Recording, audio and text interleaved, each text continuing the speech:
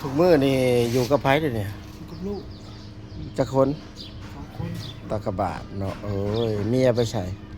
ปะปะไผปะ เนี่ยปะ นี่คือวิตตากะบาทเนาะ พอแล้ว ในใช้ชื่อใช้ก่อเฮือนน่ะอยู่พุ่นบ่หรือใด อยู่พุ่น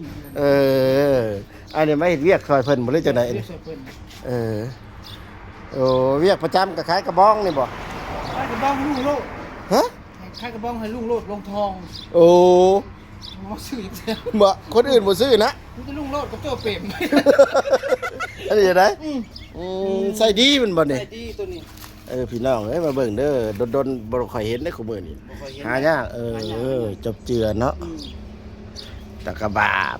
เพิ่นให้มือเท่าไหร่ไม่ให้แปลงรถอยู่นี่ ให้เป็นกะ กะกะหยัง กะสิให้กะบ่ให้มันสบาย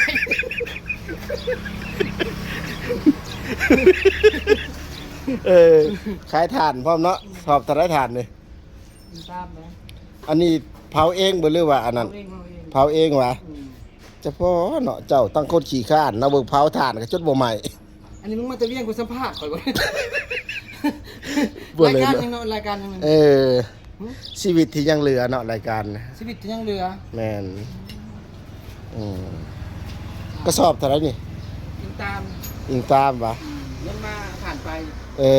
อ ธรรมดาก็มีโปรโมชั่นมันเนี่ย โปรโมชั่นแบบใด ธรรมดาสอบ3,000 3 สอบ 30,000 ฮะโปรโมชั่นไหน อืม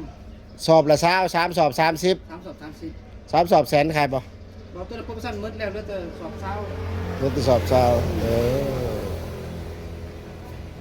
ผ่านเจ้าดิกระโพดนั่นเฉพาะจะเหลือหลาย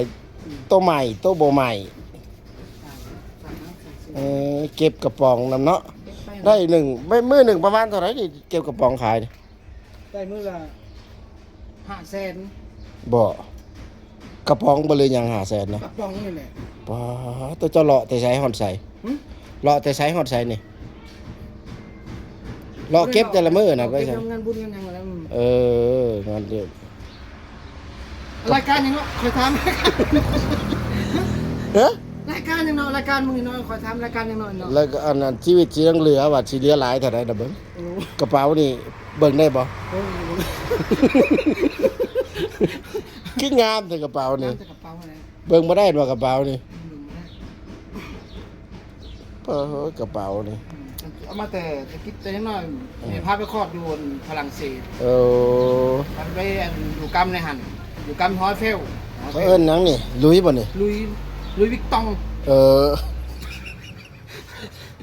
ลุยวิกตองบ่นี่ของแท้เนาะนี่เนาะใบเท่าไหร่นี่ เส้นปลาย บาท โอ้ บาท เส้นไปหมูผักมาให้ เออ